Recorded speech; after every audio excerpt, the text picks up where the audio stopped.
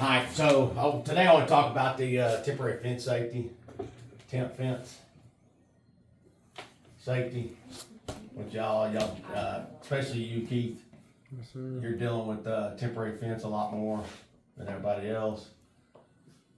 So probably going to be about 4 points here we're going to deal with. 4 points we're going to deal with on it. Main couple things I want to talk about is just like making sure when you're picking those panels up, making sure.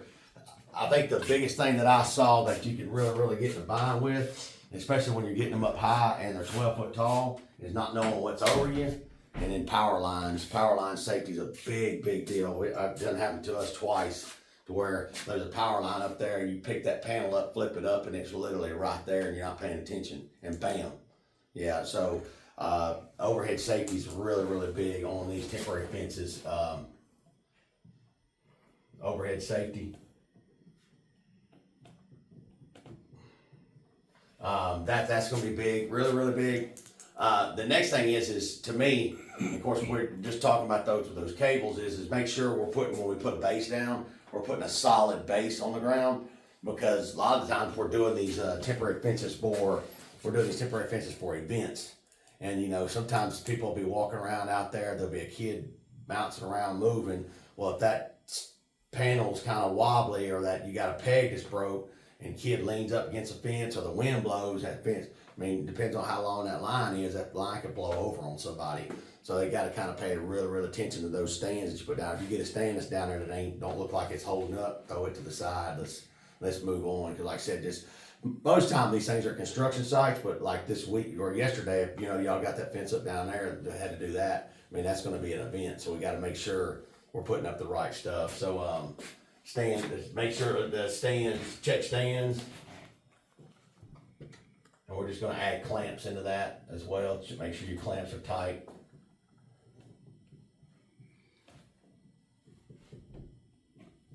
Alright. So the next thing is your weights. Make sure, I'll just add the weights in here as well, under your stands. Make sure you got that, make sure we got weights on the stands there, that way to hold. So we don't recommend this at any time, but obviously they have the windscreen. The windscreen's a big issue. We don't want to put it actually on the panels, but if we have to put the windscreen on the panels, we can't leave it to where when the windscreen's blowing, that fence is gonna fall and maybe fall on somebody. So if that looks like it's gonna be an issue, we need to just stop. When we do windscreen, why don't we just go ahead and anchor it or post drive it? Because the likelihood of these staying up for a while is pretty good. The problem is you just can't do it. Some places you can't. Like, they're out at Barksdale and they had to put 480-pound bags of Saccharate on them just to make them hold. Yeah. The way they wouldn't go nowhere. You probably just got to use your better judgment on it. If you put that windscreen on there and that thing's tilting, let's back up, punt, go, hey y'all, this ain't gonna work. This gonna fall on somebody and really hurt them. So we just back up, punt. Don't do it. I would much rather, not put it up and bring it back, and we might lose $3,000 or $4,000, $5,000, $6,000 on it. But if that thing blows over and kills somebody or hurts somebody really bad, we're gonna lose a lot more than that. So we just leave it alone. Just say, hey, this ain't safe. I'm not gonna put it up like this. I know it's not gonna work.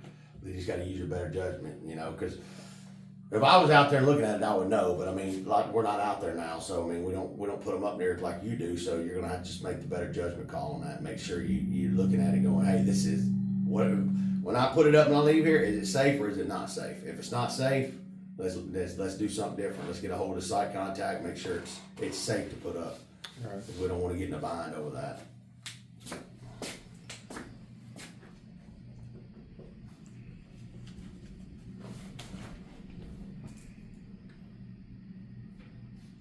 Man, see, not even always just with windscreen, like those ones over at Willis Knighton fell down on us. Remember, we had to go one of the Yeah, see, that's a prime example.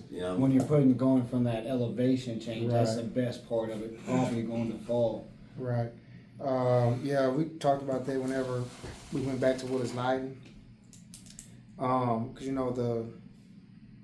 the usual way to do it is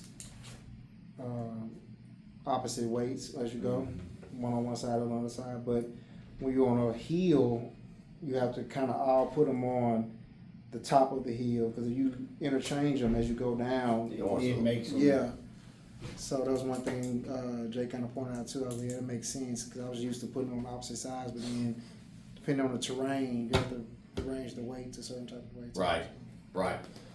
So you gotta, depends on what that terrain is, you gotta, and those weights ain't near what sandbags are. Sandbags will hold a little bit better because they're just dead weight. Those weights are kind of like a plate, so that's, So we should still have maybe 50 sandbags here, just in case we need to. I just would rather go buy, we gotta figure something else out, because those sandbags are just a pain in the butt, especially if you do the biodegradables. We can get them to see if they can find some bags the bags don't degrade, and those work good. That way you can just use them, but those biodegradable bags are They're just, worthless. nah, man, they end up going away and they're just garbage, and then you Then fight they're cleaning up that, sand yes. for 5 hours. Yeah. All right, so the next thing is what I want to show y'all is this is another big deal that I see as well. So, you come in here and you got a parking lot like this, and a lot of times they want you to put this fence along here, like that. Then you got your cars in here. They're gonna park as close as they can. Yeah. Guess what? Flop it over on top of those cars. So really, really got to pay attention to that. If we're really setting this thing up beside a parking lot, we need to make sure we're securing. Main thing is make sure you're securing this side here. No, I'm sorry, that ain't right. Securing your front side. Front side. No, it's right. Securing this side, because we don't want it to blow in this way. I mean, we can put another one here, like we usually do here, put them here and then there like that, but this front side needs to be secured, that way this thing won't go this way. Follow me? That way it won't go that way, it won't fall that way. So just make sure we're paying attention to that, securing that, because we don't want cars is a big deal. Safety, don't hit cars. And then, I think the last thing that I see a lot is, and this is on us mainly, it probably needs to be the first thing, it needs to be somewhere right in here, is this lifting safety. The panels are heavy, and some of them are heavier than what they look. Because we built some, we bought some, but I can tell you, some of those, they put like Schedule 40 pipe in the middle of it, and those things are heavy, and so, you get stretched up all the way out up there, at 6-7 feet, and that panel's rocking, it pulling on that back. Y'all gotta be careful with that. Once you get them down low, y'all can handle them. You get them right in here, you can slide them out, but man, when you're working and them panels are way up there, man, I'm telling you, it'll hurt your back really, really bad. So just be careful with that. It's just, we ain't getting no younger. Well, that's when I hear he's still a baby. He's still a baby, but we ain't getting no younger. So lifting safety. Make sure y'all are lifting, once it gets up over your head, y'all slide them panels out and work them down to where you can get them kind of in your face, and then you can make it work like that. When you got like a high stack like that out there, a lot of places you go, there are people around you. Make sure you're watching for them. Put some cones out or something where they're not walking by your trailer. That happened last time. Dustin put one out. We had it stacked up like that, and he just kept walking right by the trailer. Yeah, And we're sliding panels off fast when we do it.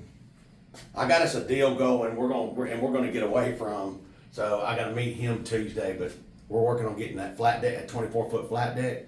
That way, next time, all we got to do is we'll load the panels up on those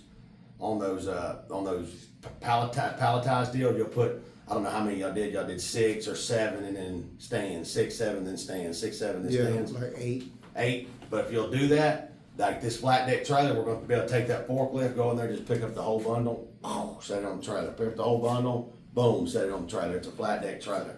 So I'm gonna work on getting So that. it'll be strictly for temp panels That's only. it. 10 fence only, nothing else. So whenever we go to stack it, why don't we keep like 2 or 3 of those already stacked and ready to go? So I'll just leave them like that. I mean, if you're gonna send somebody out to do, get you like a half a stack, get you two half a stacks, and the rest leave them stacked up. And if somebody's gotta go do 100 feet, just grab that whole 100 feet, just grab that whole stick it on there, they can put their weights on the front, gone. That way you ain't trying to, cause you can't hand load on the trailers that we have. But I'm working on that, I'll have that, hopefully we'll have that trailer by the end of next week. Like I said, it'll haul, you won't have to jack with, the 8 hours y'all spend unloading and loading panels, you ain't got to do that no more. That'd be nice. Yeah, everything. Only time you have to hand unload is when you get them out to the job. Other than that, that's it. You won't have to hand unload them here. We get them here, pick them up. And if we get one of them big jobs like over in where we do at Grambling, with Grambling, when we do Grambling's homecoming every year, it's like 1,800 feet we put up.